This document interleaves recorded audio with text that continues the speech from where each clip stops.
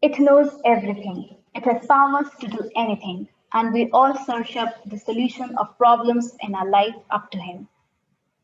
A very warm afternoon to respected panelists and my dear friends. So here I am, not discussing and highlighting the characteristics of God, but painting the picture of the demigod present in our virtual world today. I'm referring to the Google God. Google handles 3.8 million searches per minute, 5.8 billion per day, and a 2 trillion of minimum per year. Astonishing facts indeed, right? But what is more astonishing and worrying is the negative impacts this technology creates. So here I am before you presenting my research on the topic negative influences of informational bombing precipitated by digital Big Bang. Media anonymity manipulates users and creates volatility and fatigue of mental space leading to amnesia. The burning aspect of various media channels broadcasted, social media, and search engines, how the availability and influx of information consequently induces stress is my main focus. The dynamic changes in the number of information spreaders aggravates instability. Foremost for any potential issue, it's important to look at its causes, where it began, what are its consequences, and what are the possible solutions. So, beginning with the causes, first being the technological and scientific tools that were originally created to help man and mankind. But digitalization opened the Pandora's box. Search engines and algorithms occupied the technological world, which further led to flood of information everywhere. Overload of media occurs when there are more sources and info facts and figures than one's cognitive capability, whereby knowledge seeking and discovery has become more complicated. Bedtime of our myths and those bedtime stories are passed on through Alexa apparently these days.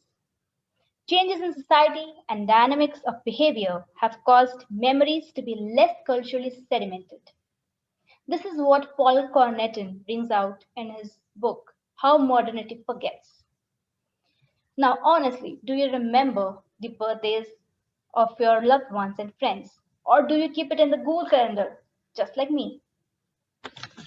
Dependence on web because of easy access to any information, searches ranging from home remedies, and tips and tricks to present online, like what I did, is just a click away. That's the easy escape. This global pandemic has pushed us more to the brim of this grave issue. Furthermore, the human psychology to have heterogeneity in everything is the root cause. Commercial giants try to cater these needs by increasing supply of choices in the market.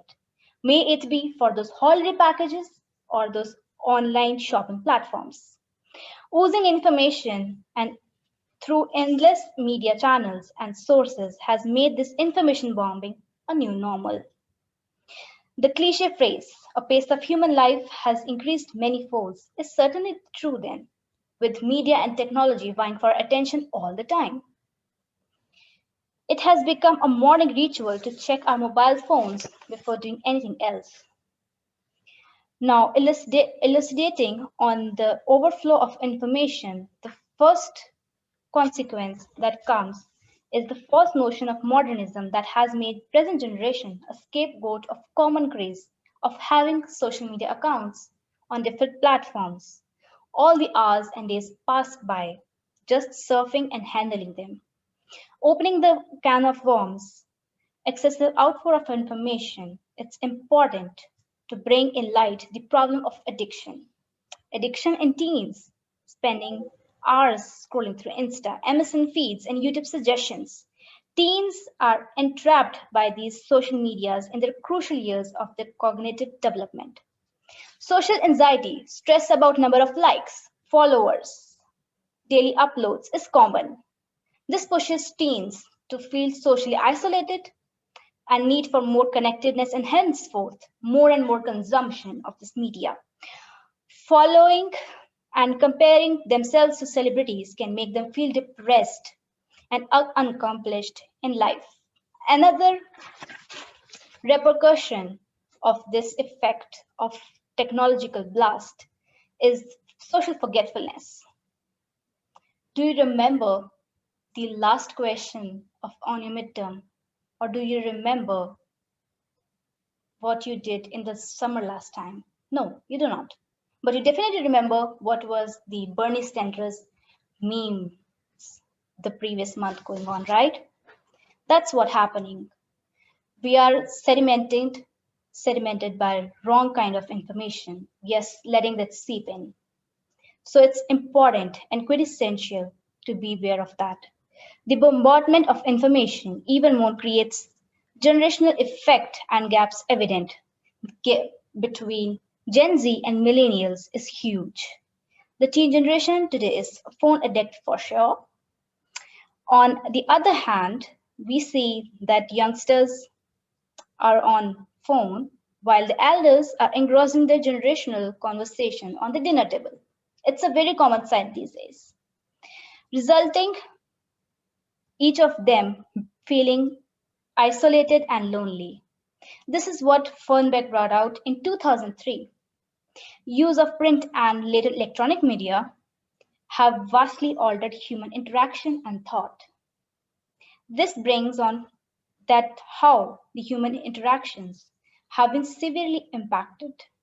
A pessimistic approach towards life, all thanks to the false body images, workout regimes of those celebrities, those online trolling and harassment that we are a target of.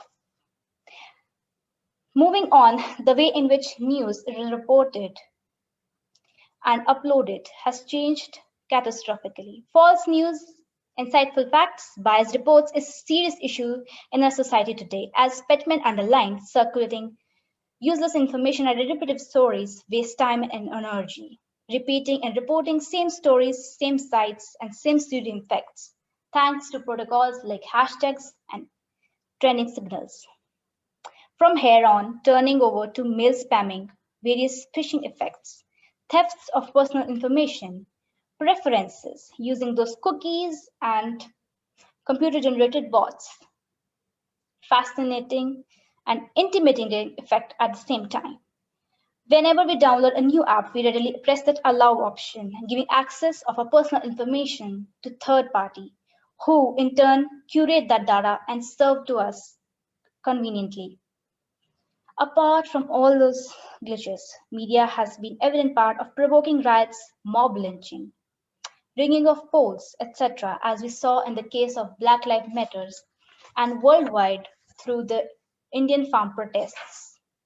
Nevertheless, only possible solution at hand is to develop a filter in our brain. Task of disposing and categorizing information from this plethora of reserves seem an impossible task. But as Og mentions, remembering or forgetting is doing a gardener's job, selecting and pruning all the time. Here, it's also important to pause, step back, and think before acting. Making ourselves socially vulnerable and exposed online is our fault too somewhere. Also, the new innovations that have come to play are important and quintessential. But irony here is that the creator of such media platforms that created this disease at the first hand are now generating innovations and ideas to solve it, like the Think Fridays in Google and the No Email Weekends, etc., are great steps. But greater control lies in our hands. Priority setting and filtering useless information is a must that we will have to develop to avoid this technological pithole. Thank you, everyone.